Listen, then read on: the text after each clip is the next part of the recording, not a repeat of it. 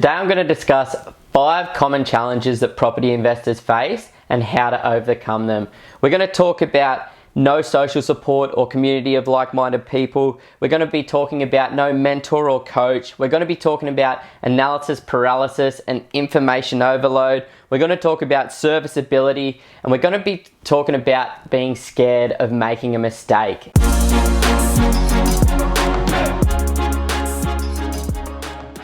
Hi there, I'm Simon from Pumped On Property. If you haven't already done so, please click the subscribe link below and follow our YouTube channel. Now, the first thing I wanted to say is you are not alone. Every single investor, even myself, always faces challenges when they're investing in property.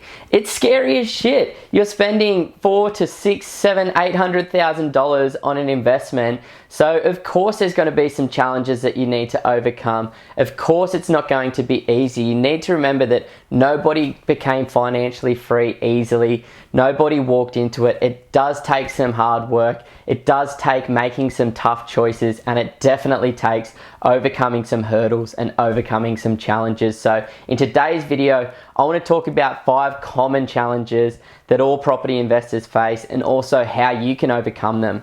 Now, the first one I wanted to discuss is no social support or community of like-minded people. Now, this one comes up all the time, and you might be sitting there thinking, yes, that is me so much. You may have stumbled across a YouTube video, you may have stumbled across a book and been like, oh cool, property investing sounds nice, and gone down the rabbit hole and then been like, holy crap, I'm so passionate about this, I love it so much that I don't have anybody around me that is into property investing, that is on the same journey, that wants to execute on these goals. So just remember that you're not alone, and there's so many people out there that are in the exact same situation, and there's so many ways that you can overcome that.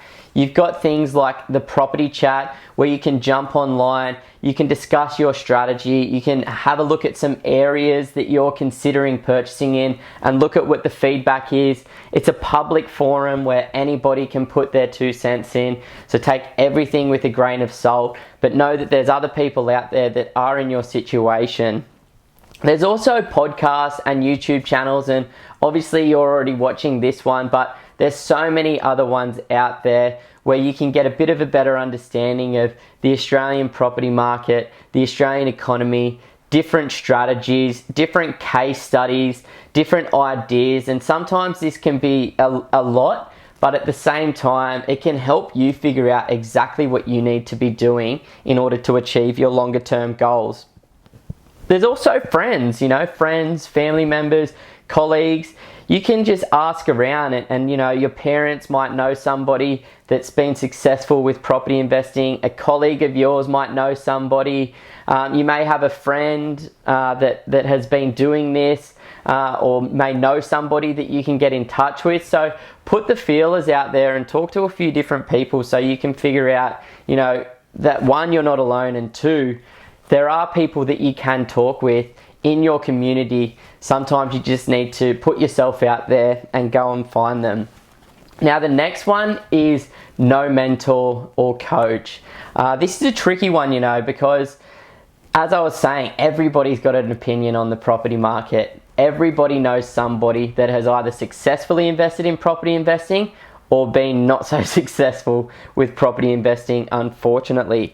So you've got to be really, really specific when you are choosing your mentors, when you are choosing your coaches. You want to find somebody that you have a value alignment with. You want to choose somebody that's either already financially free themselves or on a journey that you're looking at going down. So make sure that you find the right mentor and you don't just settle for the first person that pops up on a sponsored post on your Instagram or your Facebook. Make sure that you have a few conversations. Once again, you can talk to your parents, you can talk to your friends, you can talk to your colleagues. You've got buyer's agents like us, and I know there's so many out there. Some of them are property marketers, some of them are property spruikers. So when you're looking at finding the right mentor, just make sure you're asking the right questions. Like, You know, where are you at yourself? How far along this journey are you? What are you currently investing in personally? What have you helped your clients do? What is your core strategy? How do you make money, and how much does it cost to work with you or get your insights and get your mentorship? You know, make sure that you are asking the right questions, and make sure you're finding those people that you do have a value alignment with. Now, the next one, and probably one of the most common challenges, is analysis paralysis or information overload. Now, this is where you have been researching and researching and researching and never taken any action because you're shit scared of making a mistake, or you are so overloaded with information that you have no idea what the right strategy is for you. You know, you got to be focusing on the big rocks. You need to educate yourself so that you understand why you're investing in property, and you need to have your strategy in place so you know exactly what you need to do next in order to get one step closer to your longer term goals. So don't get caught up in the small things. I love this quote by Ray Dalio, which I'll read out right now, which I stumbled across the other day. His quote is, "Don't be a perfectionist, because perfectionists often spend too much time on the little differences at the margins at the expense of other big, important things. Be an effective imperfectionist."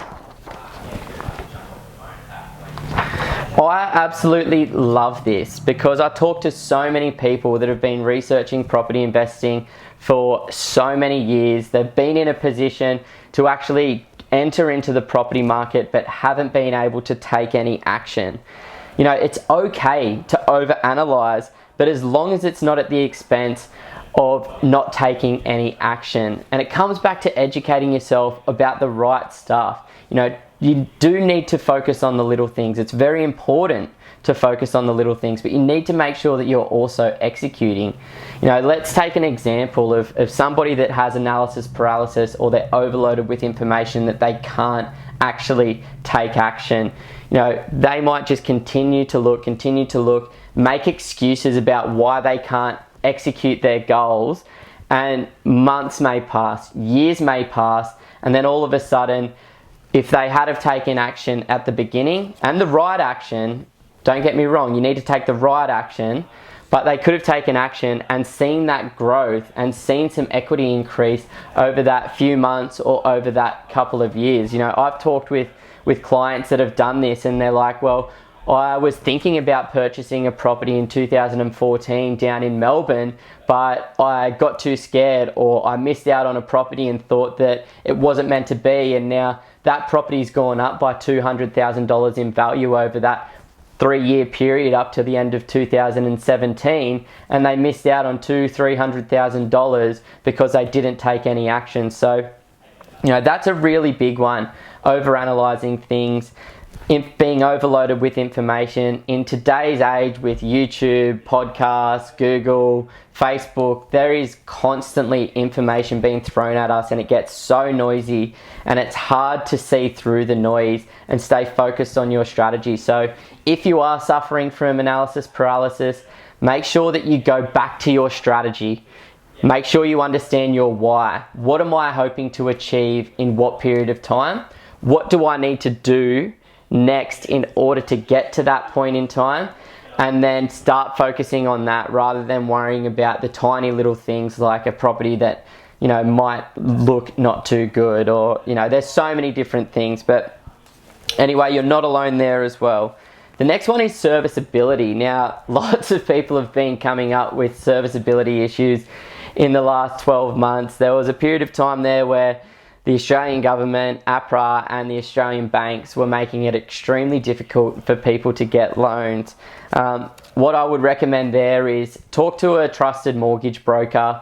You know, reach out to somebody that has been doing this for a long period of time. They're a successful property investor, and talk to them about your situation. Talk to them about what you need to do in order to get to a situation where you can actually enter into the property market. So mortgage brokers are great. You don't have to pay them any money. The banks actually pay these guys a commission. So, you know, talk to the right mortgage broker and get some feedback. If you're at the beginning of your journey and you're struggling with serviceability, make sure that you've got your budget in place and make sure that you've got a savings target that you're working towards. But if you're having issues with serviceability, definitely talk to a mortgage broker and figure out what you need to do to get into a position to borrow. The last one that I wanted to talk about, the fifth mistake or the fifth challenge, is scared of making a mistake. Now, everybody is scared of making a mistake. I'm scared of making a mistake. And the way that we overcome that is educate yourself, educate yourself, educate yourself.